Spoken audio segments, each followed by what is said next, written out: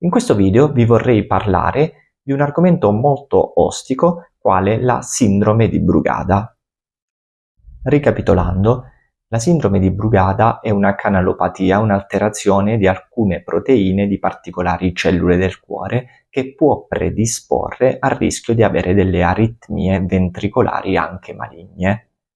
Questa sindrome solitamente è asintomatica, non dà segno di sé, ma quando dà segno di sé lo può dare come svenimenti, delle sincopi improvvise o a volte anche l'arresto cardiaco.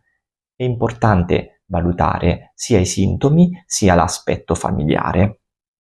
Oltre all'ECG ci sono di aiuto gli Holter ECG a 12 derivazioni delle 24 ore e alcuni test di stimolo come il test alla flecainide e il test all'aimalina.